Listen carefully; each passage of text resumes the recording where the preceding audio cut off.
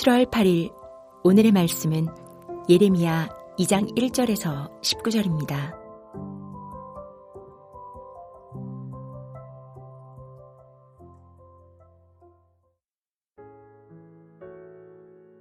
여호와의 말씀이 내게 임하니라. 이르시되 가서 예루살렘의 귀에 외칠지니라. 여호와께서 이와 같이 말씀하시기를 내가 너를 위하여 내 청년 때의 인애와 내 신혼 때의 사랑을 기억하노니 곧 씨 뿌리지 못하는 땅 그 광야에서 나를 따랐음이니라. 이스라엘은 여호와를 위한 성물 곧 그의 소산 중 첫 열매이니 그를 삼키는 자면 모두 벌을 받아 재앙이 그들에게 닥치리라. 여호와의 말씀이니라. 야곱의 집과 이스라엘의 집 모든 족속들아 여호와의 말씀을 들으라. 나 여호와가 이와 같이 말하노라. 너희 조상들이 내게서 무슨 불의함을 보았기에 나를 멀리하고 가서 헛된 것을 따라 헛되이 행하였느냐. 그들이 우리를 애굽 땅에서 인도하여 내시고 광야 곧 사막과 구덩이 땅 건조하고 사망의 그늘진 땅 사람이 그곳으로 다니지 아니하고 그곳에 사람이 거주하지 아니하는 땅을 우리가 통과하게 하시던 여호와께서 어디 계시냐 하고 말하지 아니하였도다. 내가 너희를 기름진 땅에 인도하여 그것의 열매와 그것의 아름다운 것을 먹게 하였거늘 너희가 이리로 들어와서는 내 땅을 더럽히고 내 기업을 역겨운 것으로 만들었으며 제사장들은 여호와께서 어디 계시냐 말하지 아니하였으며 율법을 다루는 자들은 나를 알지 못하며 관리들도 나에게 반역하며 선지자들은 바알의 이름으로 예언하고 무익한 것들을 따랐느니라. 그러므로 내가 다시 싸우고 너희 자손들과도 싸우리라. 여호와의 말씀이니라. 너희는 기띔 섬들에 건너가 보며 게달에도 사람을 보내 이 같은 일이 있었는지를 자세히 살펴보라. 어느 나라가 그들의 신들을 신 아닌 것과 바꾼 일이 있느냐. 그러나 나의 백성은 그의 영광을 무익한 것과 바꾸었도다. 너 하늘아 이 일로 말미암아 놀랄지어다. 심히 떨지어다. 두려워할지어다. 여호와의 말씀이니라. 내 백성이 두 가지 악을 행하였나니 곧 그들이 생수의 근원되는 나를 버린 것과 스스로 웅덩이를 판 것인데 그것은 그 물을 가두지 못할 터진 웅덩이들이니라. 이스라엘이 종이냐 시종이냐 어찌하여 포로가 되었느냐.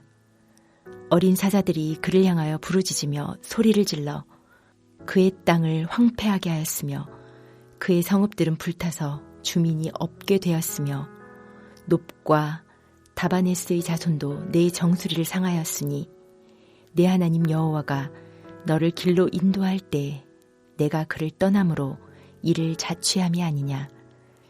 내가 시올의 물을 마시려고 애굽으로 가는 길에 있음은 어찌 됨이며 또 내가 그 강물을 마시려고 아수르로 가는 길에 있음은 어찌 됨이냐. 내 악이 너를 징계하였고 내 반역이 너를 책망할 것이라. 그런즉 내 하나님 여호와를 버림과 내 속에 나를 경외함이 없는 것이 악이요 고통인 줄 알라. 주 만군의 여호와의 말씀이니라. 반갑습니다. 찌는 듯한 무더위 속에서 한 주간을 보내시느라 대단히 수고 많으셨고 오늘도 하나님의 말씀 앞에 나오신 여러분을 환영하고 축복합니다. 우리는 지난 목요일부터 예레미야를 묵상하고 있습니다. 예레미야뿐 아니라 선지서를 읽거나 묵상할 때 우리는 많은 어려움과 부담감을 느끼는데 가장 큰 이유 두 가지를 꼽자면 첫 번째는 선지서를 이해하기 위해서는 우선 선지자가 활동했던 역사적 배경에 대한 이해가 필요하기 때문입니다. 예레미야의 내용을 이해하기 위해서는 예레미야가 활동했던 당시의 역사적 배경을 잘 알아야 하는데 우리는 예레미야 1장 2절과 3절에서 요시야, 여호야김, 시드기야 등 왕의 이름이 나오면 정신이 혼미해집니다. 역사적 배경에 대한 이해가 부족하다 보니 선지서의 내용을 이해하는데 어려움이 있는 것입니다. 선지서를 이해하는데 어려운 두 번째 이유는 보통 선지서들의 분량이 길고 또 그 내용이 주로 책망과 심판에 대한 것이기 때문입니다. 좋은 이야기도 계속해서 들으면 조금씩 싫어지고 지루해지는 법인데 매일 혼나고 또 꾸중 듣고 심판받는 이야기를 들으면 얼마나 더 싫겠습니까? 그러다 보니 우리는 선지서를 점점 더 안 읽게 되는 것이고, 안 읽다 보니까 더 어려워지는 것이고, 또 어려워지다 보니까 더 멀리하게 되는 것입니다. 그러나 우리가 자녀들에게 편식하지 말라고 하는 것처럼 성경도 우리가 편식하지 말고 골고루 읽어야 합니다. 특별히 우리가 평소에 잘 안 읽고 또 설교도 잘 듣지 않는 선지서의 경우에는 더더욱 우리가 묵상이라도 열심히 해야 합니다. 하나님이 우리에게 선지서를 주신 것은 다 이유가 있고 다소 어렵고 부담스러울 수는 있지만 우리가 읽어도 전혀 알지 못할 정도로 어려운 책은 아니기 때문입니다. 특별히 매일 성경은 힘들어하는 여러분을 위해서 올해와 내년 두 번에 걸쳐서 예레미야를 묵상하게 됩니다. 아무쪼록 날마다 예레미야를 읽고 또 해설을 읽고 들으시면서 책망과 심판 속에 담긴 하나님의 애타는 마음과 하나님의 궁극적인 목적이 심판을 통한 멸망이 아니라 심판을 통한 정결과 회복이라는 사실을 깨달을 수 있게 되기를 바랍니다. 1장 1절에 나와 있는 것처럼 예레미야는 아나돗의 제사장 가문 출신으로서 일종의 변방의 제사장이라고 할 수 있습니다. 아웃사이더 제사장이라고 할 수 있습니다. 예레미야는 요시야 왕 13년에 선지자로 부름받아 유다의 마지막 왕인 시드기야 11년까지 사역을 했는데 이 기간을 계산하면 약 40년가량 됩니다. 예레미야 앞에는 항상 눈물의 선지자라는 수식어가 붙을 정도로 예레미야는 40년 동안 힘들고 고통스럽게 사역을 했습니다. 왜냐하면 그가 백성에게 전했던 메시지는 심판의 메시지로서 백성들은 이 심판의 메시지를 전하는 예레미야를 미워하고 싫어했기 때문입니다. 백성들에게 미움을 받는 것도 괴로웠지만 예언자로서 예레미야의 마음을 더 아프게 했던 것은 자신이 선포한 심판의 예언이 이루어져서 고통당하는 백성들의 모습을 보는 것이었습니다.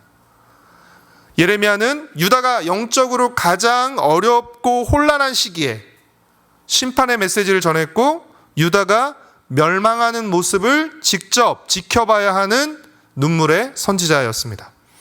오늘 본문에서 하나님은 이스라엘이 광야에서 하나님을 따랐던 시절과 가나안에서 하나님을 버린 배교의 시절을 비교하며 대조합니다. 보통 부부들이 신혼 초에는 가난했지만 뜨겁게 사랑하며 행복했던 것처럼 하나님은 이스라엘이 씨 뿌리지도 못하고 거두지도 못하는 광야에서는 하나님을 의지하고 잘 따랐지만 기름진 가나안 땅에 들어가서는 하나님을 멀리하고 헛된 우상을 따랐다라고 꾸짖으십니다. 하나님께서 이스라엘 백성을 애굽에서 건져 광야를 통과하게 하시고 가나안 땅으로 인도해서 그 땅에서 열매와 아름다운 것을 먹게 하셨는데 그 가나안의 풍요 때문에 하나님을 잊어버리고 하나님을 찾지 않고 헛된 우상을 따르고 있다는 것입니다. 하나님은 헛된 우상을 섬기는 이방 사람들도 자신들이 섬기는 신을 바꾸지 않는 법인데, 그런데 이스라엘은 참된 하나님을 버리고 헛된 우상으로 바꾸었다며 비판하십니다. 그러면서 유다 백성이 두 가지 악을 행했다고 꾸짖으시는데 그것이 무엇입니까? 19절 말씀입니다. 내 백성이 두 가지 악을 행하였나니 곧 그들이 생수의 근원되는 나를 버린 것과 스스로 웅덩이를 판 것인데 그것은 그 물을 가두지 못할 터진 웅덩이들이니라.